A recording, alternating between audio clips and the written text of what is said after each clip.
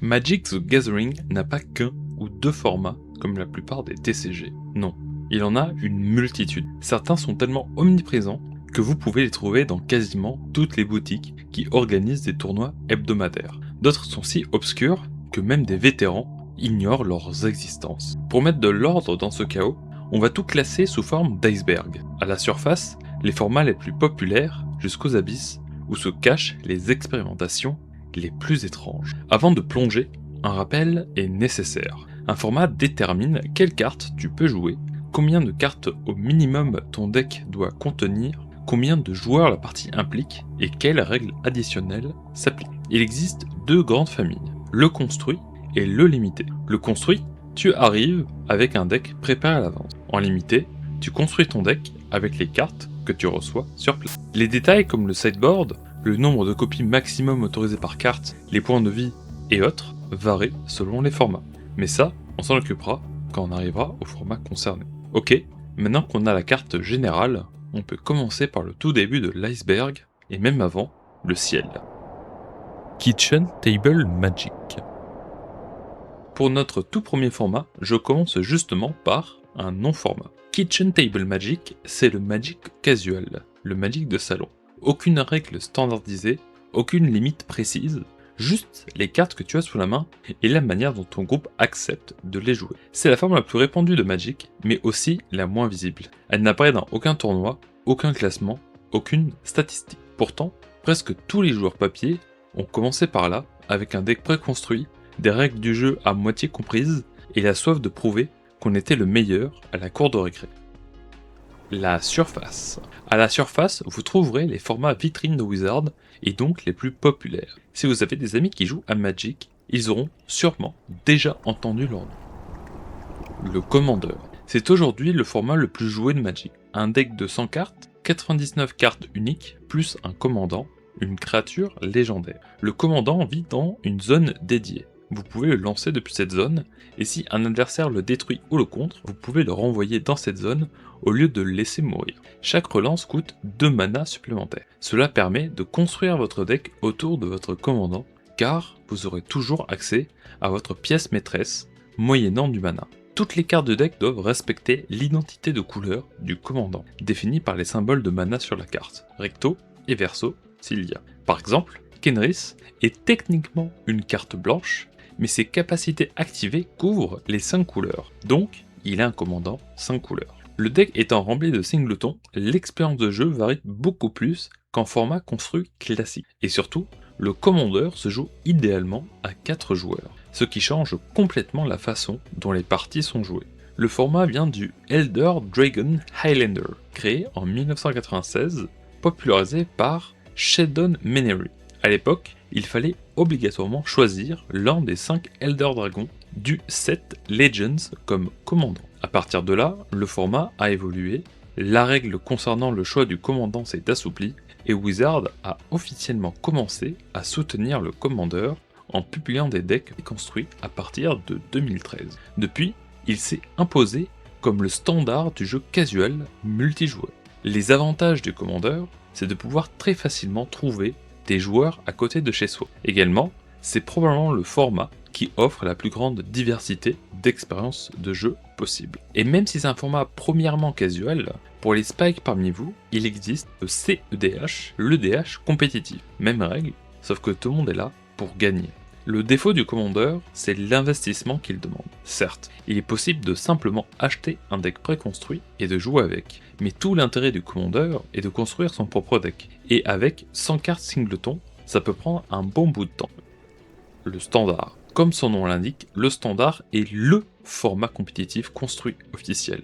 Un format compétitif est un format qui est prévu pour être joué à des tournois et respecte généralement les normes suivantes. Les points de vie des 2 joueurs commencent à 20, la taille minimum des decks est de 60 cartes, on ne peut pas jouer plus de 4 exemplaires de la même carte sauf pour les terrains de base, il y a une banlist pour retirer les cartes trop puissantes du format, il y a la présence d'un sideboard de 15 cartes pour pouvoir échanger des cartes entre votre main deck et le sideboard entre 2 parties d'un match. Le standard est aussi un format rotatif. Les cartes n'y restent légales que pendant une période donnée. Quand elles deviennent trop anciennes, elles sortent du format. Cette rotation sert 2 buts. Maintenir le format vivant et renouvelé, éviter que le power creep ne devienne incontrôlable, puisqu'on n'a pas besoin de rendre chaque nouvelle carte plus forte que les précédentes. Concrètement, le standard actuel n'a presque rien à voir avec celui d'il y a 5 ans. Les stratégies, les menaces et les réponses peuvent changer drastiquement. Historiquement, le standard était le format étendard du jeu papier. Les Pro Tours, les FNM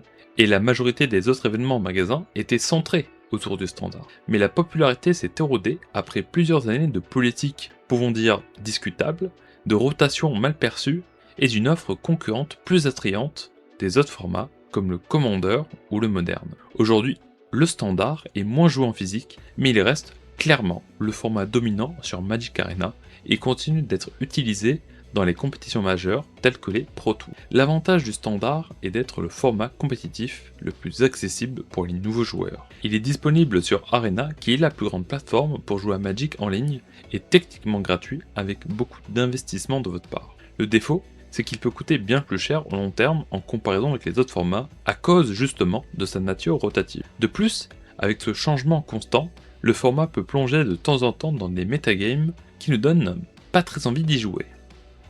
Le scellé. Le scellé est un format limité officiel. Chaque joueur reçoit généralement 6 boosters et doit construire un deck d'au moins 40 cartes à partir des cartes ouvertes. Si vous ouvrez plusieurs fois la même carte, vous pouvez toutes les jouer. Vous pouvez aussi ajouter autant de terrains de base que nécessaire. Les cartes non utilisées rejoignent automatiquement le sideboard. L'avantage du scellé, c'est sa praticité en boutique. Il suffit d'acheter des boosters et vous pouvez y jouer. La grande majorité des joueurs découvrent le scellé au pré-release, des événements organisés par les magasins pour permettre de jouer avec les cartes du nouveau set avant sa sortie officielle. C'est aussi le format privilégié pour des tournois limités en ronde suisse, toujours pour sa pratique. Le désavantage, c'est que par rapport aux autres formats limités, vous êtes bien plus sujet à la variance des cartes que vous ouvrez. Votre résultat final en tournoi dépend plus de votre ouverture en comparaison des autres formats limités. Le draft. Le draft est le format limité officiel par défaut où chaque joueur ouvre seulement 3 boosters, mais participe à une phase de sélection, le draft. Une table de 8 joueurs est standard, mais il est possible de drafter entre 4 et 11 joueurs. Techniquement jusqu'à 15 joueurs, mais à partir de 12, autant faire 2 drafts de 6 joueurs. Le déroulement est simple. Chaque joueur ouvre un booster, choisit une carte dans le booster, puis passe le reste du paquet à son voisin. Vous recevez alors le paquet du voisin et vous répétez les 3 premières étapes jusqu'à ce que toutes les cartes soient sélectionnées.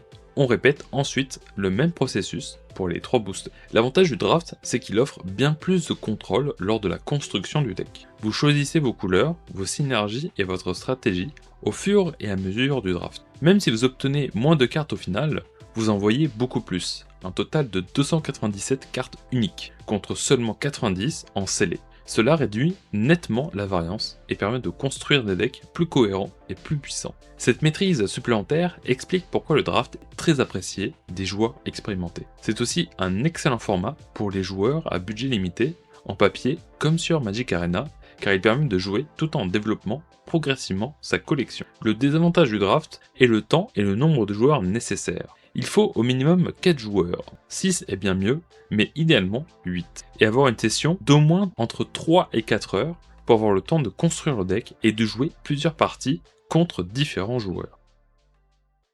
Juste sous la surface. Sous la surface se trouvent les formats qui sont populaires, mais qui demandent déjà quelques connaissances du système de jeu et d'être investis dans l'écosystème de Magic. Le moderne.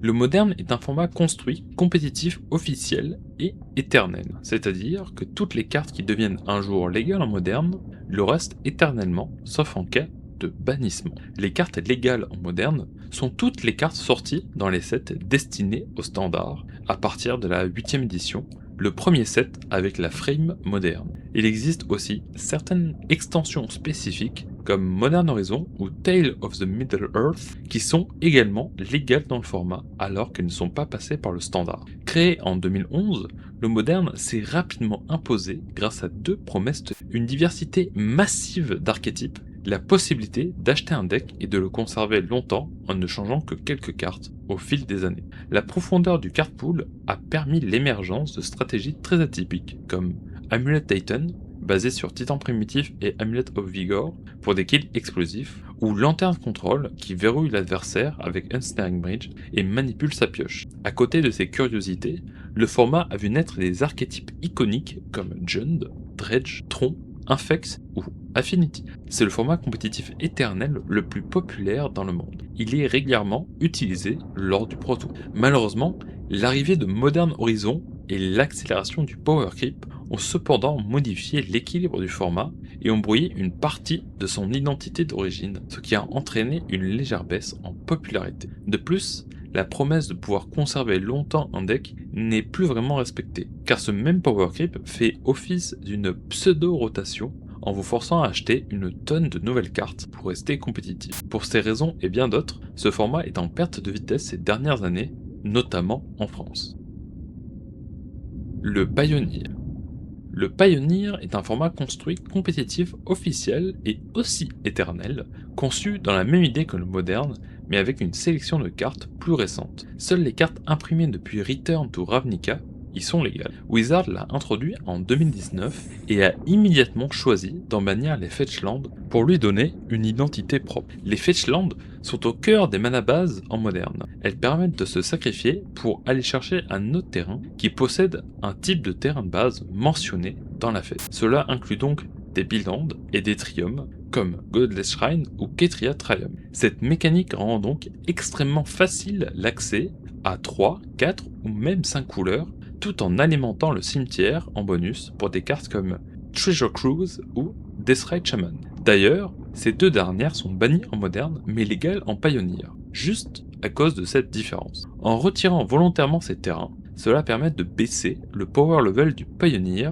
où les cartes issues du standard peuvent continuer à exister sans être écrasées par la puissance des vieilles cartes du moderne. C'est un format pensé pour offrir une transition naturelle entre standard et moderne avec un niveau de puissance intermédiaire. Mais il reste une question. Si Wizard doit créer un nouveau format éternel tous les 10 ans pour accueillir les nouvelles cartes du standard, n'est-ce pas un signe d'un problème structurel? Est-ce que le Pioneer est une solution ou un simple pansement? Il semblerait que pour l'instant, ce soit la seconde option si l'on compare sa popularité avec le moderne.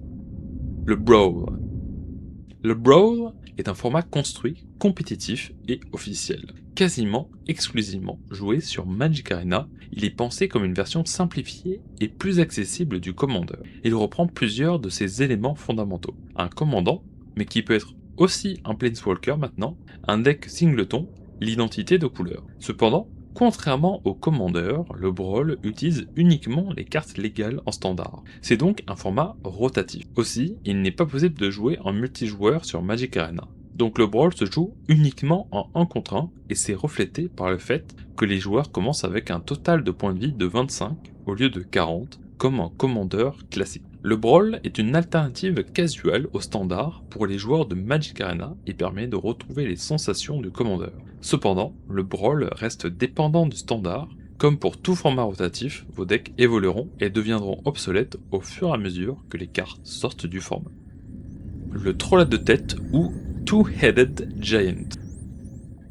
Le concept est simple. Au lieu d'avoir une personne représentant un Planeswalker, vous êtes maintenant une équipe de 2 personnes qui représentent chacune les 2 têtes pensantes d'un troll à 2 têtes. Le troll à 2 têtes est un format qui permet de jouer avec des équipes de 2 personnes, généralement pour faire du 2 contre 2. Chaque joueur d'une équipe possède son propre deck, ses propres cartes et terrains, mais les 2 joueurs partagent le même total de 30 points de vie. Vous jouez tous les 2 votre tour en même temps, comme si vous étiez un seul joueur. C'est un format casual régulièrement utilisé lors des pré-releases pour ajouter un tweet. C'est aussi une bonne façon d'introduire des amis à Magic. Par contre, attendez-vous à ce que vos parties durent 3 fois plus longtemps, car se coordonner à 2 joueurs n'est pas une mince affaire.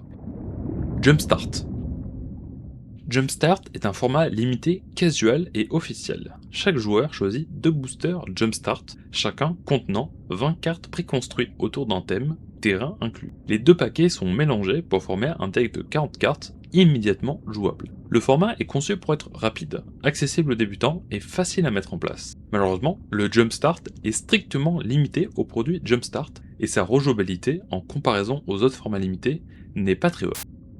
Les formats spécifiques à Magic Arena.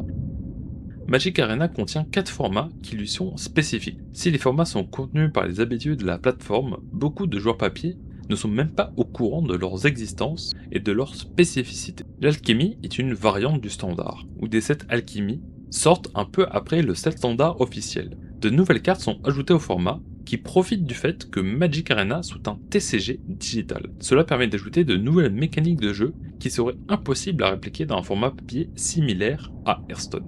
L'historique est la version éternelle de l'alchimie, où toutes les cartes sortant sur Magic Arena y sont légales, y compris les cartes d'alchimie. C'est plus ou moins le Legacy pour Magic Arena, un format qu'on verra plus tard. Le Timeless est une version encore plus puissante de l'historique. Au lieu d'avoir une banlist, il y a une restricted list où les cartes sont limitées à un seul exemplaire au lieu d'être bannies. L'Explorer est le format qui essaie de répliquer le Pioneer sur Magic Arena. Son nom est différent car Magic Arena ne contient pas encore toutes les cartes légales en Pioneer et ne peut pas réellement répliquer le format. C'est donc un format intermédiaire jusqu'à sa complétude. Les eaux claires. Ici, on trouve des formats pour les joueurs qui sont bien investis dans Magic, surtout si ce sont des joueurs des formats mentionnés dans ce tiers. Le Duel Commander. Le Duel Commander, French Commander ou EDH 1 contre 1, est une variante compétitive du Commander conçue pour le jeu en 1 contre 1 tout en conservant l'ADN du Commander. La différence majeure est la refonte de la banlist qui est entièrement repensée pour le 1 contre 1 et le fait que les joueurs commencent la partie avec 20 points de vie au lieu de 40. En France, le Duel Commander occupe une place particulière. C'est l'un des formats compétitifs les plus pratiqués, souvent à la place du moderne, surtout depuis l'impact des sets Modern Horizon. L'avantage du Duel Commander, c'est de proposer un environnement plus stable que les formats construits classiques, puisque chaque nouvelle extension n'exige que quelques cartes supplémentaires, le singleton ralentissant naturellement le power creep du format. Et puis surtout, avoir une banlist adaptée pour le 1 contre 1 en gardant l'esprit du Commander. Le désavantage du Duel Commander est son aspect plus casual malgré son orientation compétitive. Pas de sideboard et l'aspect singleton réduit drastiquement les options lors du deck building et l'impact des cartes modifiées, contrairement à ce qu'on pourrait penser. De plus, devoir jouer avec des decks de 100 cartes peut rajouter une friction pour certaines personnes. Je le sais, car j'en fais partie. Le Popper. Le Popper est un format construit, compétitif et éternel avec une règle simple. Seules les cartes ayant été imprimées au moins une fois en tant que communes sont légales. Créé à l'origine pour Magic Online, le Popper permet de jouer à Magic sans dépenser une fortune tout en restant compétitif. Malgré la restriction sur les cartes communes, le format est étonnamment puissant. Il peut accueillir des combos capables de gagner dès le premier tour qui ont été bannis pour préserver l'équilibre du format. La restriction d'être limité à des communes influence fortement la dynamique du jeu. Pas de Planeswalker, peu d'effets générant un avantage de cartes continu, donc moins d'effets boule de neige, des créatures généralement plus petites, des effets de cartes simples et rapides à comprendre. Cette combinaison donne une expérience de jeu unique, différente des autres formats construits. C'est un excellent point d'entrée pour s'investir dans Magic à moindre coût et que je conseille fortement. Par contre, c'est sûr qu'on se prive d'une grosse partie de ce que Magic a à offrir en restant uniquement avec le Popper. C'est un bon format secondaire à mon humble avis, à côté du Commander par exemple. Le Cube.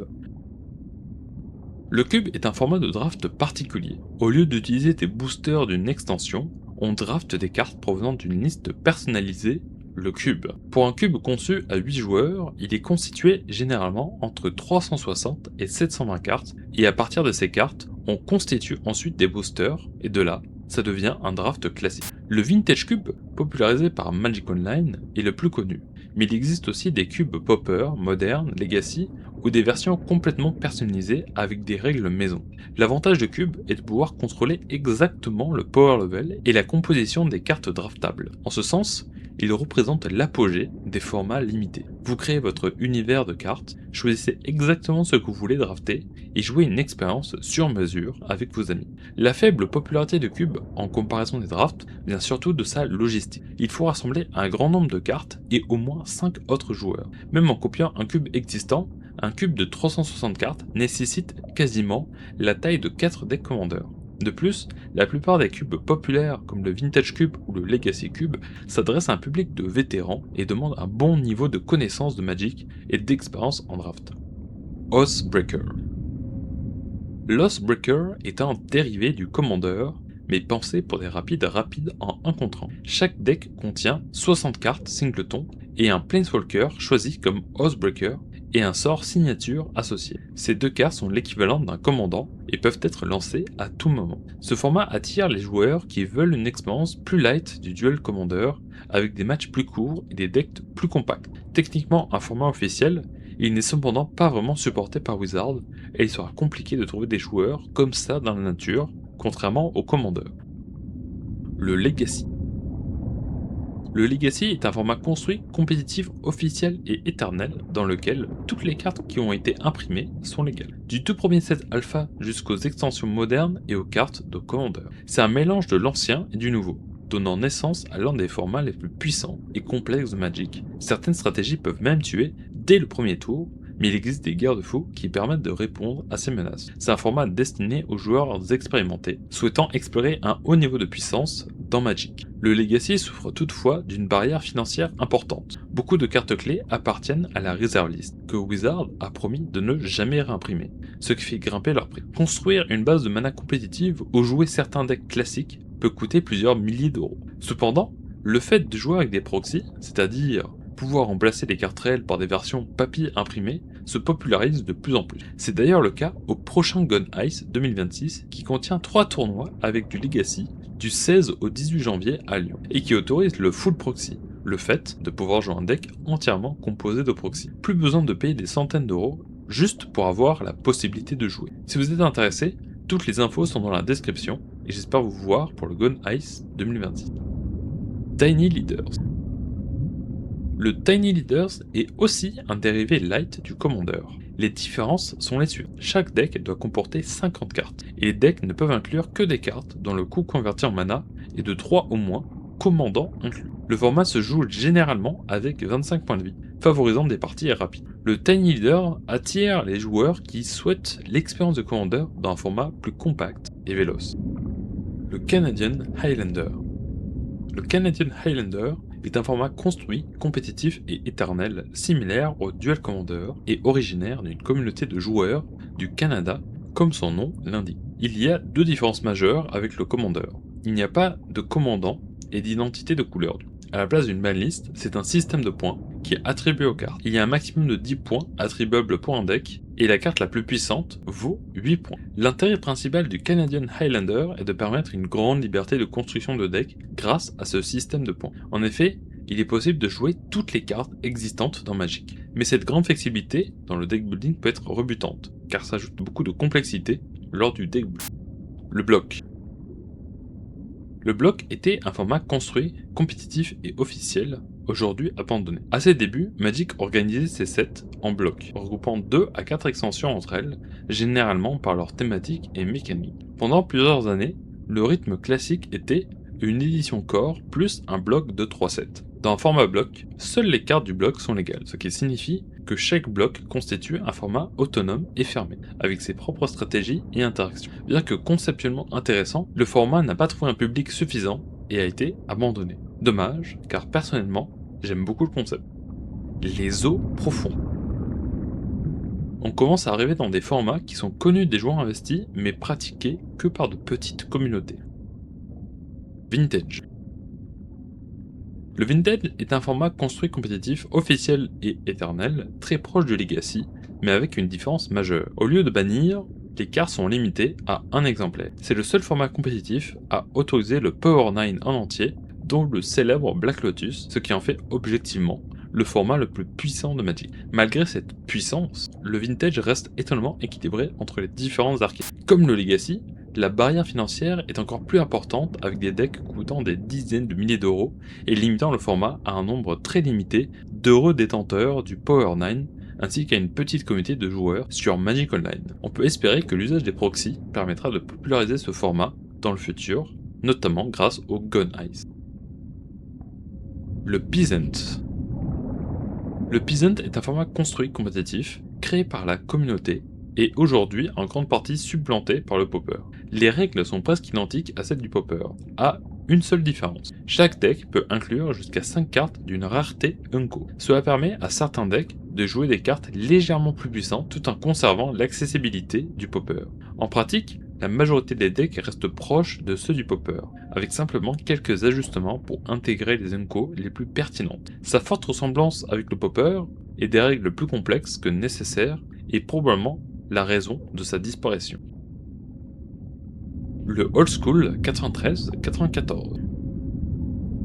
Le Old School 93-94 est un format construit rétro, limité aux cartes imprimées lors des 2 premières années de Magic. Selon les tournois, les banlists peuvent varier, mais la base reste identique. Seuls les sets de Alpha à Fallen Empire ou The Dark sont autorisés. Aucune nouvelle carte ne peut y être ajoutée, ce qui en fait un véritable format éternel. L'objectif est de retrouver le feeling des toutes premières années de Magic. Comme le Vintage, ce format est difficile d'accès pour des raisons financières. Il reste donc réservé aux passionnés et vétérans souhaitant revivre l'expérience originelle du jeu, du tout début de Magic. Et d'ailleurs, c'est aussi l'un des formats qui sera présent au Gun Ice 2026. Le Prémoderne. Le Prémoderne est aussi un format construit rétro qui couvre la période de 1995 à 2003, parfaitement entre le Old School et l'apparition de la frame moderne. Contrairement à l'Old School, il ne contient pas tous les premiers sets. Il commence avec Ice Age en 1995 et inclut les extensions qui suivent jusqu'en 2003. Le but est de retrouver le feeling et le gameplay à une époque où les créatures sont faibles, contrairement aux sorts et des mécaniques oubliées. Le format gagne progressivement en popularité, en partie à cause des polémiques sur la nouvelle politique et philosophie de design de Wizard, qui font perdre confiance au format officiel et rendent ce format de plus en plus attrayant. Il est d'ailleurs présent au Gun Ice 2026, si jamais vous êtes intéressé. Le Léviathan Commandeur. Le Léviathan Commandeur est similaire au Duel Commander. On commence avec 25 points de vie et il y a une banlist dédiée, plus permissive que dans d'autres formats 1v1 de Commander. Les joueurs peuvent changer leur commandant avec une autre créature légendaire de leur deck entre les parties, grâce à un système de swap. Ce format, il semblerait, est très apprécié par une petite communauté de joueurs sur Go4. Mais personnellement, je le trouve redondant avec le Duel Commander. Les profondeurs obscures. Penny Dreadful. Le Penny Dreadful est un format construit compétitif spécifique à Magic Online avec une restriction originale. Seules les cartes dont le prix sur le marché secondaire est inférieur ou égal à 2 centimes sont légales. Une semaine après la sortie d'un set standard, la liste des cartes légales est updatée. L'objectif est de créer un format accessible financièrement pour jouer avec des amis sur MTGO, Magic Online. Et d'ailleurs, fait étonnant, il n'existe même pas de banlist. Avec la présence du Pauper sur Magic Online, qui lui est un format officiel, et la possible variabilité des prix des cartes, on peut comprendre pourquoi le Penny Dreadful n'est pas devenu très populaire. Le Frontier. Le Frontier, aussi connu comme Postmodern ou Contemporary, est un format construit éternel qui autorise tous les sets après le Core Set de 2015. Créé le 26 septembre 2016 par la boutique Ariruya pour un premier tournoi, le format a probablement été l'inspiration par le Pioneer qui est très similaire dans l'esprit. Et depuis la création du Pioneer, il n'y a plus vraiment de raison de jouer au Frontier, ce qui explique sa disparition. Le Extended. L'Extended est un vieux format de Magic qui a duré de 1997 à 2013. Il opère exactement comme le standard, mais avec des cartes légales plus longtemps. 4 ans pour l'Extended contre 2 pour le standard. Puisqu'il était redondant avec le standard et moins intéressant que les autres formats éternels, comme le moderne par exemple, le format a été retiré. Tribal War. Tribal War est un format construit compétitif, casual, centré sur l'affrontement entre les types de créatures, tels que gobelins ou des ondins. Prenez n'importe quel format compétitif et ajoutez la règle suivante. Votre deck doit contenir au minimum 20 créatures du même type. Et hop, vous avez du Tribal War. Une très bonne manière de déterminer quelle est la créature la plus puissante dans tel ou tel format. Les Abysses. Ce sont des formats dont la majorité des joueurs, même vétérans, n'en connaissent même pas l'existence. Type 1, 1.5 et 2. Ce sont simplement les anciens noms des formats Vintage, Legacy et Standard. Type 1 pour le Vintage, type 1.5 pour le Legacy et type 2 pour le Standard. L'Alpha 40. L'Alpha 40 est un format construit compétitif mais avec des règles de construction de deck adaptées pour jouer uniquement avec le premier set de Magic, Alpha. Les règles sont les suivantes. Un seul set est autorisé, le set Alpha. Le deck doit faire 40 cartes minimum. Vous pouvez jouer autant de communes et de terrains de base que vous voulez, et il n'y a pas de nombre maximum par copie. Vous pouvez jouer jusqu'à 6 copies de chaque carte Unco et 3 copies pour chaque rare. Il existe aussi plusieurs listes de cartes qui sont sujets à des limitations. La liste des cartes modérées qui sont limitées à 3 copies maximum pour chaque carte. En gros, ça les upgrade de communes ou Unco en rare. La liste des fast mana où vous ne pouvez jouer qu'une seule des cartes dans la liste et en un seul exemplaire. Pareil pour la liste des power cards, draw cards, destruction cards et charm cards. En plus de ça, vous rejouez avec toutes les règles originales de l'époque. Vous l'avez compris, le but est d'essayer de répliquer à quoi ressemblaient les parties de l'époque du tout premier set. Cependant, la compréhension de la théorie des jeux de cartes de manière générale n'était qu'à ses débuts. Alors malgré toutes ces restrictions, cela restera compliqué de vraiment réussir à répliquer ce qu'ont vécu les joueurs originaux. Le Prismatic et 5 Color Magic. Le Prismatic est un format construit casual avec une particularité concernant le deck building.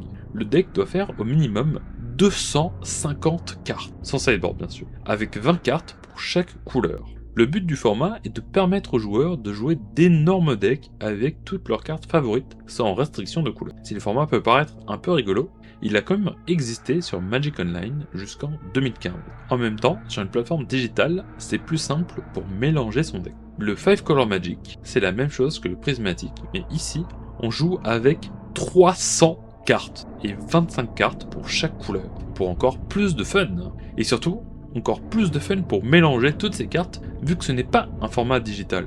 En tout cas, je vous conseille de ne pas jouer d'effets qui mélangent votre deck. Le Primordial.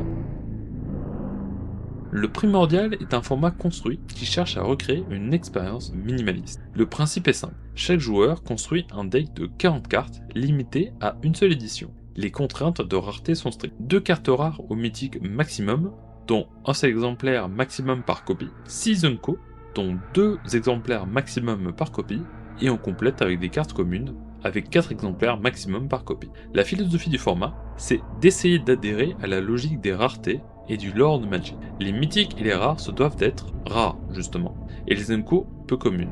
Et puisque toutes les cartes sont situées temporellement et géographiquement dans le même set, ça fait sens qu'elles cohabitent ensemble du point de vue du lore. L'avantage, c'est de pouvoir explorer cette fantaisie, de faire affronter différents plans du lore de Magic. Ravnica contre Innistrad, ou Alara contre Mirrodin. Également, les possibilités de deck building sont vastes et les decks ne sont pas chers. Par contre, pour jouer à ce format, il faudra convaincre vos amis ou retrouver la communauté qui est en ligne. Les profondeurs oubliées. Ici, on commence à rentrer dans les formats vraiment expérimentaux, où même des joueurs actifs de Magic depuis Alpha ne sont probablement pas au courant de leurs existences. Mental Magic. Ici, vous n'avez pas de carte, tout se joue dans votre mémoire. Le principe est le même que Blindfold Chess ou les échecs en aveugle. Vous devez traquer vous-même toutes les informations. Les cartes dans votre main sont matérialisées au moment où vous les jouez. Cependant, lorsqu'un joueur joue une carte, elle ne peut plus être jouée de la partie. Il est aussi possible de jouer avec des cartes blanches juste pour visualiser des pièces de jeu. Ce format teste donc votre mémoire et vos connaissances des cartes de Magic. Car même si les premières cartes vont souvent être les mêmes, éventuellement, vous allez être amené à devoir utiliser des cartes niches situationnelles pour vous débloquer. Le 5 Card Blind. Vous et un nombre arbitraire d'autres joueurs constituez un deck avec 5 uniques cartes, et pas de sideboard. Lors d'une partie, vous commencez avec ces 5 cartes en main, et bien sûr, il n'est pas possible de perdre la meule. Vous ne jouez pas vraiment une partie normale de Magic. Non. Vous partez du principe que les deux joueurs jouent avec leurs cartes révélées et feront à chaque tour la meilleure décision possible avec toutes les informations à leur disposition. Vous jouez 2 parties contre chaque joueur. Une où vous commencez et une autre où vous êtes second. Le gagnant est celui qui a le plus de victoires à la fin du tournoi. C'est plus un format théorique où l'on fait affronter différentes combinaisons de cartes. En réalité, le Free Card Blind est la version la plus populaire, mais il existe autant de variantes que de nombre de cartes dans Magic. La Battle Box. La Battle Box est un format casual où tous les joueurs partagent le même deck de singleton, constitué uniquement de cartes actives, donc pas de land, ainsi que un même cimetière. On a aussi accès à un extra deck avec les 5 terrains de base et 10 bilands qui arrivent engagés dans les 10 combinaisons de couleurs possibles. À chaque tour, vous pouvez choisir de piocher dans le deck ou ajouter un des terrains dans votre extra deck à votre main. Le nombre de cartes en main au départ et le nombre de points de vie est libre au choix des joueurs. De mon expérience, commencer avec 5 cartes en main et 20 points de vie est une très bonne base de départ. Le nombre de cartes dans le deck est aussi libre. Environ entre 100 et 200 est un bon compromis entre variété et praticité. Une Battle Box est un moyen simple de jouer des parties, peu importe les circonstances. Il suffit d'avoir le bon deck sur soi, avec un ou plusieurs amis à sa disposition. Le Realms. Le Realms est aussi un Battle Box, mais avec des règles additionnelles. Alors je dois avouer que j'ai un peu de mal à comprendre les règles, mais grosso modo, contrairement au Battle Box, les terrains sont dans le deck. Au début de la partie, un certain nombre de créatures sont placées dans une zone qui sont jouables pour tous les joueurs. Ils sont nommés les Denizens. Il est possible d'ajouter des cartes de support pour aider à fluidifier les débuts de partie et les problèmes de mana, un peu comme l'extra deck de Land. Pour ceux qui aiment vraiment le Battle Box, ça peut être une alternative sympa, mais il y a un peu plus de règles à expliquer pour les nouveaux joueurs. Grand Melee. Le Grand Melee est un format multijoueur désigné pour faire jouer beaucoup de joueurs en même temps. Le twist, c'est que vous ne pouvez interagir qu'avec vos voisins de gauche et à droite. Il faudra donc les éliminer pour accéder à de nouveaux voisins et continuer ainsi de suite jusqu'à rester le dernier en vie. Un système de joueurs actifs, au pluriel, permet à plusieurs joueurs de jouer un tour en même temps tant que ce sont des joueurs actifs qui n'interagissent pas entre eux. Si jamais vous avez beaucoup trop de joueurs et que vous n'avez pas envie de vous séparer en plusieurs groupes, ça peut être une option. Par contre, si vous êtes 16 et que vous devez jouer contre la personne à l'autre bout de la table, ça me semble un peu compliqué niveau organisation. Le Vanguard. Le Vanguard est un format qui reprend n'importe quel format construit, mais où vous ajoutez un Vanguard, l'équivalent d'un héros de Hearthstone ou d'un emblème. Ce Vanguard vous donne une capacité supplémentaire que vous pouvez utiliser lors de la partie. Le format Vanguard est plus ou moins spécifique à Magic Online car intégré directement dans la plateforme pour jouer avec, et dropper des Vanguards différents dans les Treasure Chests. Même si techniquement jouable en papier, en créant vous-même vos Vanguards, je n'ai jamais entendu personne même mentionner le nom de ce format. Planechase ou Planar Magic. Comme le Vanguard, c'est une variante qui peut s'ajouter à n'importe quel format construit. Chaque joueur doit aussi avoir un deck de 10 cartes Planes ou Phenomenon en plus de son deck initial. Ces cartes du deck Planar ont un effet sur la partie durant le tour du joueur actif. Au début de la partie, chaque joueur révèle la carte du dessus du deck Planar et applique son effet. À chaque fois qu'un sort est lancé, le contrôleur du sort lance un dé qui a une chance sur 3 de faire changer la carte Planar révélée. Si c'est le cas, la carte Planar est mise en dessous du deck et vous révélez une nouvelle carte. Le principe du format est simplement d'ajouter un peu d'aléatoire pour rendre des parties un peu plus spicy. L'Arcanemy. Arcanemy est un format construit casual multijoueur asymétrique et officiel de Magic the Gathering qui se joue à 4 joueurs. Un joueur est désigné comme l'Arcanemy et sera tout seul contre les 3 autres joueurs. L'Arcanemy reçoit un deck de 20 cartes Scheme. À chaque début de tour, il révèle un Scheme du dessus et l'active immédiatement pour lui procurer un avantage. C'est grâce à cette mécanique qu'il reste compétitif contre les 3 autres joueurs. Il possède aussi 40 points de vie au lieu de 20. La partie se termine soit quand l'Arcanemy est vaincu ou les 3 joueurs lui opposant. Comme dans Troll à 2 têtes, les 3 joueurs jouent en simultané. Si vous voulez collectivement essayer de casser la bouche de votre ami, voici une façon de le faire avec honneur. Les abysses absolus. On arrive ici dans les formats concept ésotériques. Le Dandan. Le Dandan est un format qui a été créé par Nick Floyd. Il est si particulier qu'il mériterait une vidéo entière. Pour en avoir une présentation détaillée, si vous comprenez l'anglais, je vous recommande la vidéo de Ristix. Pour faire simple, le concept est étrange et unique. Les 2 joueurs partagent le même deck conçu spécialement pour ce format. La seule créature du deck est le Dandan, une créature 4/1 pour 2 mana bleus. Sa particularité, il ne peut pas attaquer tant que le joueur adverse ne contrôle pas une île. Comme les deux joueurs jouent le même deck mono-bleu, cela résout cette problématique, mais amène de nouvelles interactions possibles, notamment sur les landes. Le format est pensé pour les mages bleus spiky et les amateurs d'interactions étranges et imprévisibles dans Magic. En dehors des particularités mentionnées, la partie se joue selon les règles compétitives classiques. Des tournois sanctionnés ont même été joués. La beauté d'une Dandan, c'est qu'il suffit d'une deckbox et d'un deck pour pouvoir y jouer. C'est une bonne façon de passer le temps entre les rondes d'un tournoi, surtout si vous jouez Upsolspell. Le Momir. Le Momir est un format principalement joué sur Magic Arena et Magic Online, mais possible à répliquer en papier avec suffisamment de mémoire, un accès à un site internet et un papier plus stylo. C'est basé sur un Vanguard qui avait l'effet suivant. Paye X mana de n'importe quelle couleur et défaussez une carte pour créer un token de créature aléatoire avec une mana value de.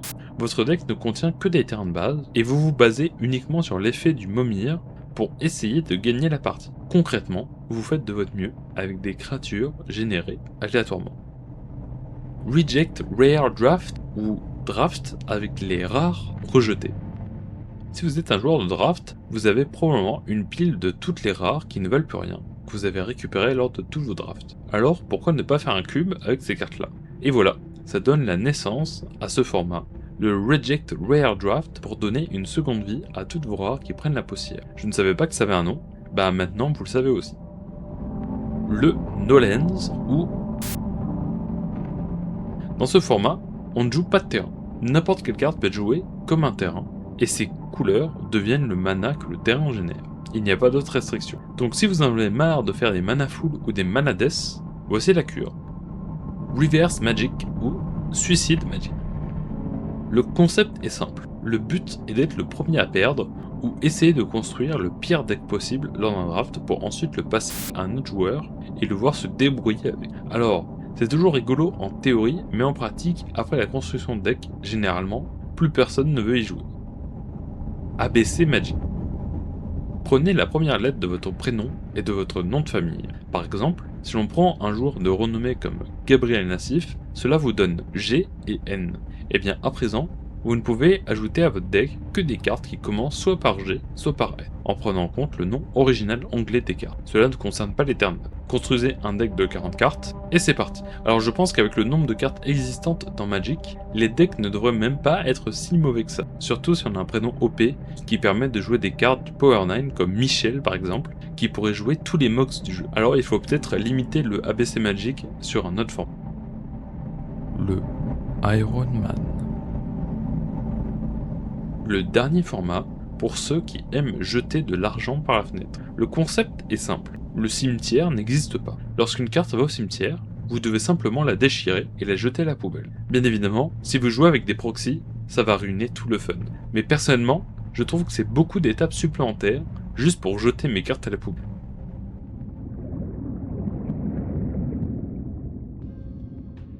Comme cet iceberg le montre, Magic the Gathering n'est pas seulement un jeu de cartes, c'est un système de jeu hautement flexible et adaptatif. Chaque format offrant une grande variété d'expériences, du casual kitchen table au vintage cube ou dandan.